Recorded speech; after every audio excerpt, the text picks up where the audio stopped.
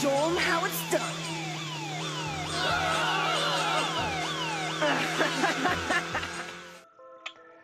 Bonjour à tous. Alors aujourd'hui, je vais vous présenter un kit, encore un kit, je dirais même de la collection méga collection Dragon Ball. Donc je vous ai déjà présenté la voiture volante de King Ox. Je vous ai présenté la moto de Bulma, donc capsule number 9, qui sont respectivement les kits 2 et 1 de cette collection. Et voici donc le troisième kit de cette méga collection et dernier kit que je possède. Donc la Lunch One Wheels Motorcycle, de cette gamme. Donc je fais un rapide rappel de cette gamme. Donc c'est une gamme de 7 kits en référence à Dragon Ball. Donc la première série de manga. Donc ça part de l'enfance de Goku qui rencontre Bulma jusqu'à la saga l'arc Majin Buu avec le départ de Son Goku à la fin. Voilà, en manga c'est Dragon Ball. Pour ce qui est des animes, on a Dragon Ball Z, normalement on avait même Dragon Ball double Zeta, mais on a gardé Dragon Ball Z pour ce que j'en sais. Et donc ça, c'est vraiment tiré de la première période, donc où Goku est enfant et donc rencontre Bulma et tout ça.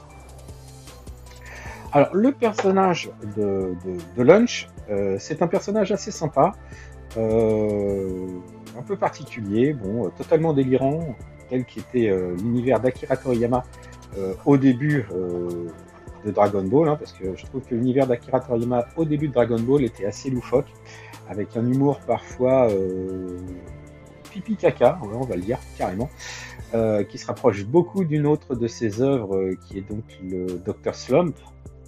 D'ailleurs, il y a des crossovers des personnages, parce qu'il me semble qu'on voit Aral dans Dragon Ball. Et donc, c'est typiquement un personnage qui est dans cette lignée-là, puisque... alors, comment elle arrive dans la série? Si je me rappelle bien, Krillin et Son Goku sont chez Tortue Géniale, et Tortue Géniale, pour les accepter comme élèves, leur lance comme défi de lui ramener une jeune fille. Voilà, tant qu'à faire. Donc notre cher ami égal à lui-même.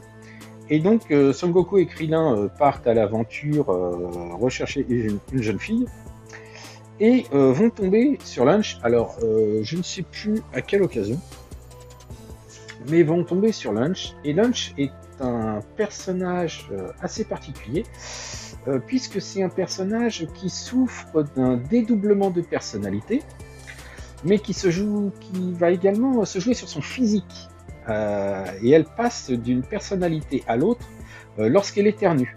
Donc elle a une première partie personnalité qui a les cheveux, alors dans l'anime ils sont bleus, si je me souviens bien, et donc dans le manga ils sont plutôt foncés. Et là on va avoir affaire à une jeune fille plutôt douce, gentille, effacée, serviable, limite un peu nunuche. Et dès qu'elle éternue, elle passe à ça. Donc une personne violente, qui s'emporte facilement, qui cambriole les banques, qui use des armes à feu à chaque coup qu'on la contredit ou quand elle est contrariée. Enfin voilà, deux personnalités complètement opposées. Et donc, je crois que Son Goku rencontre Lunch version gentille, les ramène chez Tortue Géniale, et à un moment, elle éternue et elle se demande ce qu'elle fait là. Et les deux personnalités, par contre, ne savent pas du tout ce que l'une et l'autre fait, puisque Lunch gentille, à un moment, arrive, elle a une mitraillette dans les mains et un sac de billets dans l'autre, et elle se demande d'où ça vient, oh, j'ai encore cambriolé une banque, voilà, bon. Enfin... Elle se doute de ce qui s'est passé, mais les deux personnalités n'ont absolument pas conscience de ce que fait l'autre. Et donc, ce kit représente Lunch à bord de sa moto, donc avec toujours, pour ce qui est du boitage, une présentation type manga, avec l'illustration d'Akira Toriyama, le petit logo Dragon Ball d'époque, ici, c'était comme ça qu'était écrit Dragon Ball sur les mangas. La petite ligne de couleur avec les petites lignes en dessous, ça c'est vraiment typique des jaquettes de manga aussi d'époque. On a ici donc le numéro du kit, donc le volume 3, avec la boule de cristal avec les 3 étoiles. On a ici donc Mechacol, la collection, kit édité par Bandai. Donc ici, je pense que c'est la même chose qui est écrit en Romanji ici. Non, pas du tout. Ce qui est écrit ici, c'est ce qui est écrit ici en Romanji, donc Lunch One Wheels Motorcycle, donc la moto monoroue de Lunch. Et comme with One Romantic Spark, ce qui est marqué ici, c'est parce que dans chaque kit se trouve un morceau qui permettra d'obtenir un 8e engin lorsqu'on a la collection complète. Et pour ce qui est du dessin, hein, comme je vous disais, on voit Lunch qui prend la fuite sur sa moto avec un sac et des billets qui volent au vent. Et derrière, on distingue, je ne sais pas si vous voyez, on distingue donc des véhicules de police qui lui tirent dessus, tandis qu'il roule à toute vitesse. Ici, une toute petite photo du modèle monté et peint. On voit qu'il est légèrement différent de l'illustration, puisque Lunch ici riposte avec une arme à feu type fusil à pompe. On voit également quelques petites différences sur la forme de l'engin. On voit par exemple que là l'engin, le nez est relativement droit, alors que là il pointe vraiment vers le bas, même si l'engin est plus porté ici, penche vers l'avant, mais on a vraiment l'impression que le nez est plus loin. Et on voit également qu'ici le radiateur, on va appeler ça, ouais, le radiateur ici est seul, hein, on voit la grille sur la calandre, tandis qu'ici on voit qu'il y a une protubérance pour le montrer. De même, le petit système ici est différent, donc il y a quelques différences quand même de moulage entre le modèle donc représenté ici et le modèle monté et peint. En revanche, par contre, les couleurs ont l'air cette fois-ci assez similaires entre le modèle monté et peint et le résultat. Sur le côté, la tranche, alors voilà, je vais essayer de vous la mettre en entier. Voilà, donc on a toujours le nom de l'engin, le numéro en japonais, donc 3, et ici, donc, comme sur les mangas où on a des dessins sur les tranches, on a ici donc les dessins sont remplacés par des photos des modèles contenus dans le kit. Donc on a également ici la fin du modèle du kit précédent. Et de l'autre côté, on a donc la pièce ici du Romanji, donc du romantique, pardon, pas du Romanji. Donc on voit que c'est la carlingue centrale qui sera livrée dans ce kit. Et on a ici une toute petite photo ridicule du résultat, donc avec le modèle monté et peint, vue de devant, vue de derrière, et en no paint. Bah, je vous propose maintenant de jeter un petit coup d'œil sur le contenu de la boîte, c'est-à-dire la notice et les pièces. Alors, concernant la notice, comme toutes les autres, hein, ça se présente sur une notice pliée en 4, format A4, donc avec les différents éléments. Sur la première face, ça reprend ce qu'on a sur la boîte, donc avec l'illustration, mais cette fois-ci complète. Donc on voit bien ici là les deux véhicules de police qui tentent d'arrêter Lunch qui prend la fuite en lui tirant dessus, hein. Cette fois-ci on les distingue bien. De l'autre côté, on peut voir donc le modèle terminé, monté et peint, vue de devant, vue de derrière. En dessous, on a les stickers. Et ici, on a donc les ensembles des couleurs à utiliser avec les mélanges à appliquer. Par exemple, ici, là, qui correspond au bleu ciel, donc pour le carénage de la moto. On voit qu'il faut 80% de bleu ciel et 20% de blanc pour obtenir cette couleur-là. Pour la peau de Lunch ici, il préconise du blanc mat à 55%, de l'orange à 35% et du rose à 10%. Bon, moi j'ai déjà un pot de couleur peau, c'est le cas de le dire, en mat que j'adapte en fonction des personnages que je souhaite faire. Il donne pas de renseignements sur la chevelure de Lunch. ou du moins pour eux, il faut le peindre de la même couleur que son short. Donc à voir. Et comme on le verra, donc il y a une planche de stickers, hein, ce ne sont pas des décalcomanies, qui correspondent au tableau de bord de l'engin, mais les yeux seront donc à peindre. Ici, on a donc le fameux engin supplémentaire qu'on obtient lorsqu'on a les 7 kits. Et il est donc précisé cette fois-ci que dans cette boîte, on a la moitié donc du cockpit donc de ce kit. Il faut donc posséder les 7 kits pour pouvoir avoir l'engin au complet. Ici, on a les instructions d'usage. Donc, on voit que le kit contient donc 2 grappes. Alors, c'est des grappes à la Bandai, hein, vous verrez, elles sont multicolores. Un stickers, les outils nécessaires, donc une pince Bresel, ainsi qu'une pince coupante. Ils indiquent ici donc qu'il faut couper les argots supplémentaires et qu'il est fortement conseillé d'emboîter les pièces complètement pour avoir un meilleur résultat. Concernant le montage, donc on a une image du Montel monté, brut. Alors, on commence par assembler la roue. Alors déjà, première mauvaise surprise, la roue est en 2 parties, donc ça va dire bien collé et poncé, hein, ce que j'avais pas eu sur les roues de la moto de Bulma, étaient en une seule partie. Là c'est pareil, ça fait...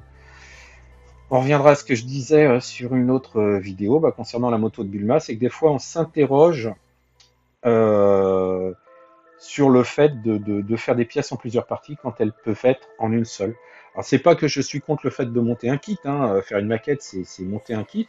Par contre, coller des éléments pour les coller, donc rajouter du travail supplémentaire de ponçage et de putty quand il n'y en a pas besoin, là clairement je vois pas à quoi ça sert. Là oui, que la moto soit en 2 parties, je le conçois puisqu'on met la roue au milieu. Donc c'est nécessaire pour le montage. Là clairement j'ai envie de dire que c'est presque pour rajouter des pièces, quoi. Donc, une fois qu'on a collé notre pneu, qu'on l'a poncé, qu'on l'a peint, ou pas, moi il sera peint avant, on insère le radiateur sur la moitié de la moto, on referme donc le corps complet de la moto, on rajoute les éléments avec les pots d'échappement, et ensuite on rajoute les espèces d'enjoliveurs de chaque côté et on colle le sticker du tableau de bord. Ensuite, on rajoute l'espèce de pied ressort qui va au milieu là, qui va servir de stabilisateur. Le phare.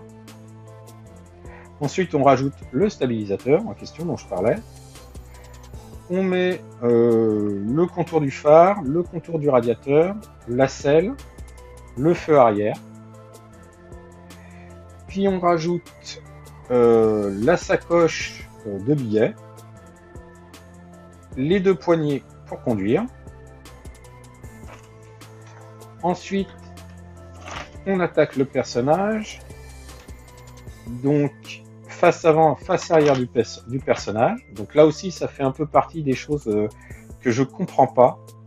Parce qu'en plus, d'après ce que je vois, c'est pas vraiment moitié-moitié. Donc ça prend un peu sur le dessus. Donc ça, c'est pareil. À poncer, ça va être une horreur pour pas perdre les détails. Le visage, alors que je regarde, les cheveux sont en 2 parties. On insère la face avant et ensuite la mèche devant. Alors autant la mèche devant je peux comprendre, parce que ça permet de peindre le visage et puis ensuite rajouter la mèche, pourquoi pas, et si l'insertion est discrète, pourquoi pas. Mais là, franchement, la partie droite-gauche des cheveux, je comprends pas. Ça sert à rien. J'en parlais sur une autre vidéo, encore une fois, hein, je radote, mais autant le montage des kits, bon je passe sur le pneu là, mais autant le montage de kit est bien fait. Il y a des lignes de construction ok, des lignes de collage ok, mais ça c'est inhérent à toutes les maquettes. Autant là, le personnage, c'est se compliquer la vie pour se compliquer la vie. On va regarder sur les grappes tout à l'heure si c'était vraiment nécessaire de diviser cette partie en deux. Et ensuite, on rajoute les bras, la tête, ça, ok, c'est logique, et on met Lunch sur sa moto. Et donc voilà pour le montage. On va jeter un petit coup d'œil sur les pièces maintenant. On va commencer par le sticker. Alors, hop. Voilà, donc il n'y a pas grand chose. Alors en fonction de comment sera la console sur la maquette, je ne sais pas si j'appliquerai le sticker complètement ou si je ferai comme j'ai fait pour la moto de Bulma, à savoir comme tous les boutons là étaient en relief, et ben j'avais peint les boutons à la main et j'avais juste collé les écrans sur la maquette. Je trouvais ça quand même un peu plus sympa. Alors, une première grappe, donc comme je disais, multicolore. Alors, bah, la première partie de la moto, justement. Et là, je regarde tout de suite. Non, la console de commande est complètement lisse. On a ici donc là les deux phares. Ok. Ici le visage de Lunch, qui a l'air assez bien modélisé, hein, d'après ce que je vois. Ça devrait le faire pour peindre. Ouais, il est assez détaillé, ça va être relativement sympa à peindre et à détailler au pinceau. Pourtant, je déteste le pinceau. La main aussi, le gant est bien moulé. Bon, je pense qu'il doit y avoir des lignes de moulage à poncer, comme à chaque fois. Hein. C'est lorsqu'on applique l'après que ça se voit vraiment. La mèche de cheveux et donc le bras, c'est le cas de le dire, le bras armé avec le fusil. Pareil, ça croule pas sur le détail, mais il y a ce qu'il faut. Voilà, on n'en demande pas plus. C'est de l'animé qui est pas forcément réel, donc on n'en demande pas plus. Les poignées de la moto, pareil, très simple, mais qui vont être efficaces. Alors ici, il manque 2 pièces, je vous montrerai après pourquoi. Les parties bleues, donc avec le carénage du phare et du radiateur, ainsi que donc les habillages de roues. Donc c'est sympa avec des gravures toutes simples, suffisamment profondes pour un panel line discret, mais c'est cool. La deuxième grappe, avec donc la deuxième moitié de la moto, le sac de billets. Donc, pareil, hein, les sangles sont bien détaillées, ça va être sympa à peindre. Les 2 parties de la roue.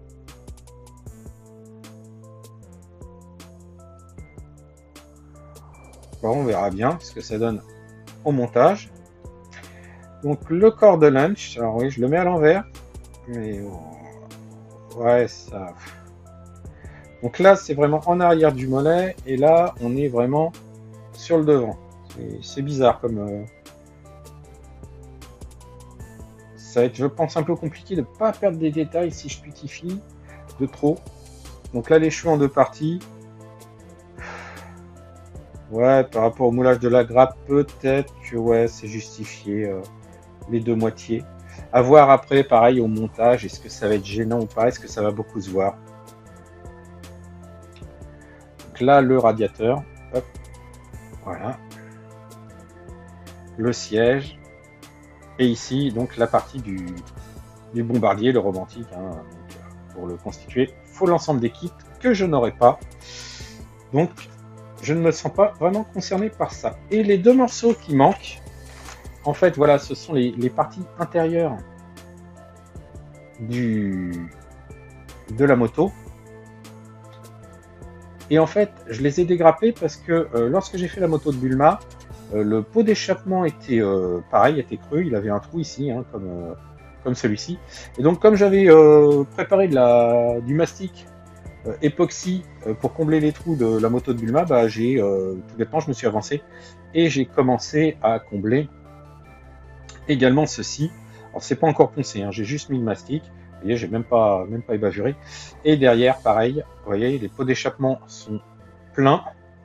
Donc, il faudra faire un petit trou pour que ça soit un peu plus réaliste. Donc, voilà, un kit sympa, hein, il n'y a pas de problème, simple, comme tous les mécacols.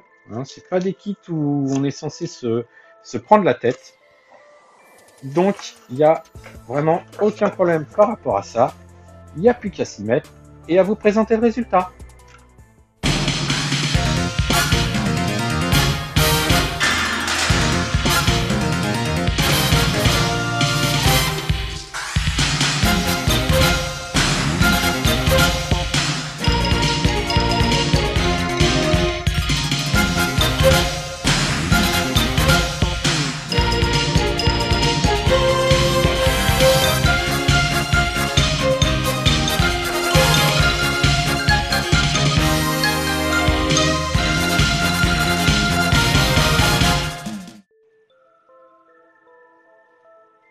Et voilà, c'est terminé.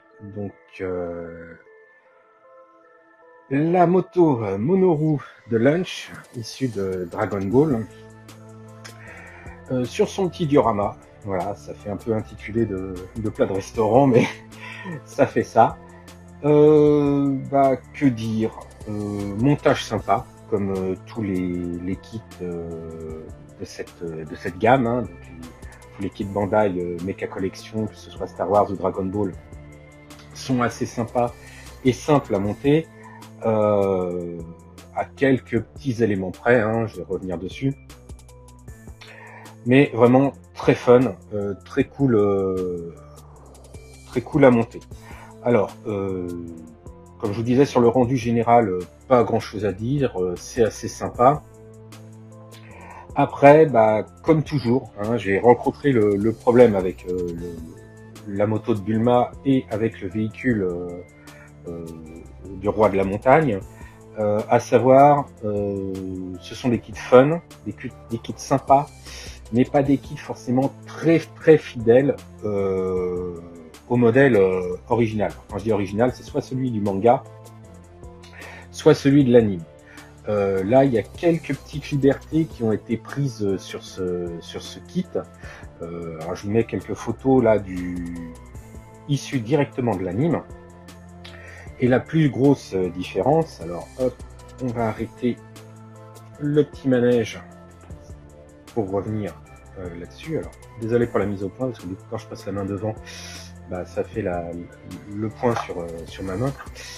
Donc voilà, alors la grosse différence, c'est au niveau donc du radiateur, puisque le radiateur dans le dessin animé, en gros, il y en a un, mais il n'est pas du tout en avant de la moto, il est sur la ligne de la moto, sur le corps de la moto, il n'y a pas de protubérance. Et donc moi j'ai limité les dégâts, si je puis dire, en peignant l'ensemble en blanc plutôt qu'en bleu, comme préconisé sur la notice. Les autres petites différences, si je voulais vraiment pinailler, si je voulais faire quelque chose de très fidèle, c'est que en fait l'espèce de support qui est là, donc vous avez un ressort au milieu et deux autres supports de chaque côté. Je ne sais pas si ça va bien se voir, voilà, peut-être vu du dessus. Vous voyez, au centre il y a le ressort et deux supports de chaque côté. Normalement les supports se raccrochent au niveau à l'intérieur du carénage sur les pédales. Donc là, c'est pas du tout le cas, ça s'enfonce à l'intérieur. Bon, si j'avais voulu bricoler quelque chose, le modifier, je pense que j'aurais pu le faire, mais là, j'ai pas vraiment voulu me prendre la tête. Au niveau des petites modifications que j'ai faites, alors beaucoup plus légères, j'ai percé le canon du fusil, hein, puisqu'il était en plein. J'ai percé le canon du fusil ainsi que les deux pots d'échappement. La sangle, c'est pas tip top au niveau de l'ajustement entre les sangles de la sacoche et la selle. Mais bon, voilà, là c'est vraiment pour pinailler, hein. Faut pas oublier qu'on est sur un kit, c'est ce que j'appelle plutôt des kits fun, qui ont un rendu sympa, très cartoon, plutôt que de quelque chose de très fidèle. Le sac ainsi que le personnage donc sont vernis au vernis mat, la moto au vernis brillant. Alors je parlais de kit fun, mais pas forcément à la portée d'un maquettiste débutant. Je reviens un petit peu sur le même point que j'avais abordé pour ce qui est des des personnages dans les deux autres kits, et ben c'est ça, voilà, c'est le personnage. Le montage du personnage, les ajustements sont très très approximatifs. J'illustre là mes propos avec des photos. Donc il a fallu quand même pas mal de putty et ponçage.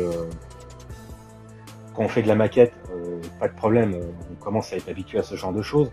Mais quelqu'un de débutant qui prend ce kit en disant oh, c'est un petit kit sympa, limite on le colle pas, là je vais lui donner raison, puisque la plupart des pièces là, en fait je les ai même pas collées parce que je les ai emboîtées pour vérifier si tout allait bien, et après elles étaient tellement bien emboîtées que je n'y ai pas touché, j'ai laissé. Parce que la seule fois où j'ai voulu manipuler quelque chose pour le ressortir de son emplacement, c'était l'un des deux pots d'échappement. Et en fait, en voulant le ressortir, j'ai carrément cassé le pot d'échappement là de son support. Ici, là, en fait. Là, voilà, j'ai dû faire une réparation ici. Bon, ça se voit pas d'abord parce que c'est le côté qui est pas exposé. Et ensuite, c'était relativement cassé net, donc j'ai pu recoller ça discrètement. Ce qui est collé, c'est tout ce qui a nécessité vraiment de la putty, donc à savoir donc le carter du radiateur, la moto, ainsi que le personnage. L'autre petite difficulté, c'est la peinture du regard. Alors, suivant l'angle, ma peinture est plus ou moins réussie. Si je le mets comme ça, on a vraiment l'impression qu'elle regarde vers l'arrière, et si on le met comme ça, elle a plus tendance, suivant les photos, à donner l'impression de regarder droit devant elle. Pourtant, j'ai respecté le moulage du personnage, mais voilà, ça fait ce petit effet bizarre. Sinon, un rendu très sympa en ce qui concerne le kit lui-même. Pour ce qui est du support, en fait, j'ai imprimé un socle avec mon imprimante. Alors là, vous avez différents tests que j'ai fait. Hein. Donc là, c'était le premier. J'avais même prévu un emplacement pour mettre ici une plaque avec marqué Dragon Ball. Hein. Sauf que la plaque était trop fine, c'était pas très lisible. Et puis bon, comme c'était un test, voilà, l'impression est pas super belle. Là, c'est le deuxième test, donc tout noir.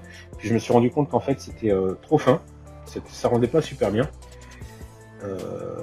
Donc c'était trop fin, ça rendait pas super bien. Et puis c'était trop plat ici. Donc j'ai fait une autre version un peu plus bombée sur le dessus et plus épaisse. Et pour faire la texture sur le dessus, j'ai utilisé... Hop, je l'attrape. Donc j'ai utilisé ça.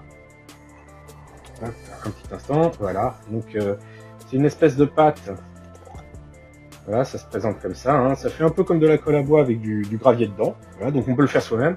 Moi, c'est juste que j'avais pas de sable et de gravier à ma disposition, donc j'ai pas voulu m'embêter. Puis il pleut dehors, donc il aurait fallu que j'attende que ça sèche et autres, donc j'ai pas voulu le faire. Et comme d'habitude, hein, j'ai parfois des bons d'achat ou des bons de réduction sur certains sites ou autres. La plupart du temps, j'oublie de m'en servir. Là, cette fois-ci, j'ai pas oublié. Donc, comme vous avez vu, c'est totalement blanc. Donc, en fait, il faut mélanger la peinture à la texture avant de l'appliquer. Et ensuite, pour obtenir le résultat qui est là, j'ai simplement appliqué plusieurs brossages à sec. Alors par contre, j'ai eu une petite surprise. Alors, je ne sais pas si je vais pouvoir vous le retrouver. Voilà, je l'ai. Donc j'avais utilisé, hop, on va le mettre là plutôt, voilà, cette peinture, donc qui est le H346 Roof Sand, donc qui veut dire sable granuleux. Alors, vous voyez ici la magnifique traduction directe française où c'est marqué sable rut. Voilà, hein, je mets, hein, comme quoi je dis pas de bêtises. Hein, donc voilà, Roof Sand, qui veut dire sable rugueux hein, en anglais. Et là, nous avons du sable rut. Hein. Donc dans une gamme de peinture que je connaissais pas de chez Mr. Hobby, qui est la Weathering Painting. Et donc je pensais moi que c'était couleur sable, tout bêtement. Donc je l'ai mis dans mon aérographe. Et pour dire les choses claires et nettes, j'ai tué la buse de mon aérographe simplement parce que cette peinture, alors je sais pas si ça va se voir, alors peut-être vous pouvez légèrement le voir ici, vous voyez, elle est rugueuse, comme son nom l'indique, elle est rugueuse. C'est-à-dire que c'est pas seulement une peinture de couleur sable, c'est qu'en fait la peinture est très liquide, elle est très liquide, bon là elle est pas mélangée, hop, je sais pas si ça, voilà, elle est très liquide, elle est pas mélangée. Mais de toute manière, il n'y a pas beaucoup de pigments, mais il y a surtout un espèce de granule à l'intérieur qui m'a complètement bouché la buse de mon aérographe.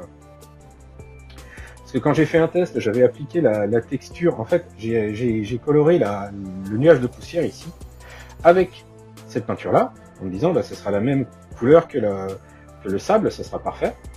Et j'avais pas de pression, j'avais beau régler mon aérographe, refaire la dilution, il n'y a rien qui sortait. Bah, c'est simplement que les espèces de grains s'étaient accumulés dans la buse, et l'aiguille poussant la peinture, elle a fini carrément par écarter la buse de l'aérographe. Donc j'ai une buse de 0,2 qui est explosée, elle s'est fendue sur la longueur, et donc bon, l'aiguille n'a rien.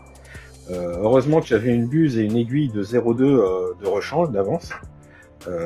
Mais donc cette peinture, alors appliquée au pinceau, voilà, appliquée au pinceau, ça donne ça. Alors attention, c'était un test, donc j'ai également le produit que j'ai utilisé là. Mais voilà, là elle est mélangée et autres, et vous voyez, les pigments sont très clairs, on voit rien, ça accroche vraiment sur la partie rugueuse. Donc je pensais que j'avais mal mélangé la peinture, mais non, c'est juste que c'est une texture, en fait, teintée. Donc je connaissais pas cette gamme, peut-être qu'appliqué au pinceau c'est très très bien, mais en tout cas l'aérographe, peut-être au 0,4, et encore, je prendrais peut-être pas le risque. Donc voilà, j'en ai profité pour vous parler de mes petites mésaventures avec cette peinture, mais au-delà de ça, la teinte est très sympa, même si au final j'ai rajouté d'autres peintures, mais vraiment de l'acrylique de base, hein, pas du tout de la peinture de maquette. Pareil, mon brossage à sec, pardon, je l'ai fait avec de l'acrylique, les mêmes que j'utilise pour faire mes effets sur les rochers. Je vous renvoie donc au petit tuto que j'avais fait sur ce sujet, hein, qui permet d'avoir également ce résultat-là, sauf que là, bah, comme j'avais imprimé un imprimante 3D, que j'avais pas voulu m'embêter à faire la texture lors de la conception, j'ai donc fait comme ça. Et pour ce qui est du nuage, c'est alors c'est pas du coton, c'est de la laine qui sert soit pour les filtres de hottes, les hottes que vous avez dans les cuisines, hein, ou même les hottes qui filtrent les cabines de peinture aérographe, ou bien c'est la même laine qui également sert pour les filtres en aquariophilie. Alors, ce qui fait que j'ai acheté un paquet qui est énorme pour 2 € et j'ai quoi faire peut-être 1000 ou 2000 dioramas comme ça. Mais ça donne un peu l'effet que je voulais. Alors certains m'ont dit que j'aurais dû prendre de la mousse polyuréthane sculptée, enfin la mousse expansée là, vous savez, qui sert à faire l'étanchéité dans les tuyaux, que j'aurais laissé sécher, que j'aurais sculpté et ça aurait fait un effet plus cartoon. Mais moi j'aime bien là, j'avais ce rendu là que j'avais en tête et ça fait ce que j'ai voulu, et puis c'est la première fois que je le fais, hein, donc ça me permettait également de faire un test. Et voilà, bah, n'hésitez pas à me dire ce que vous en pensez justement, hein, que ce soit le diorama ou même la figurine, hein, la section commentaires est là pour ça. N'hésitez pas à liker la vidéo, je suis pas monétisé, mais j'avoue que ça fait bien plaisir de voir que ce que je fais peut plaire à certains, et en plus, bah, dans ce cas-là, YouTube fait remonter un peu mes vidéos dans l'algorithme, ça permettra d'être plus visible et de toucher plus de personnes, hein, pourquoi pas, hein, et donner peut-être à plus de personnes l'envie de faire ce genre de kit, hein, qui est très sympa. Abonnez-vous si vous le souhaitez, hein, si le sujet vous intéresse, n'hésitez pas à vous abonner, ça vous permettra donc de voir les vidéos lors de leur publication. Et sur ce, bah, je vous donne rendez-vous pour vous présenter un autre kit. Alors ça sera pas du Dragon Ball, hein, puisque je n'avais que ces 3 kits là, et les autres, comme je vous l'ai dit, ne m'intéressent pas particulièrement, mais et en plus ne sont pas facilement trouvables à des prix raisonnables en tout cas. Mais je vous présenterai d'autres kits avec plaisir, ou bien des livres ou autres, hein, comme d'habitude. Et en attendant, prenez soin de vous, et je vous dis à très bientôt. Ciao!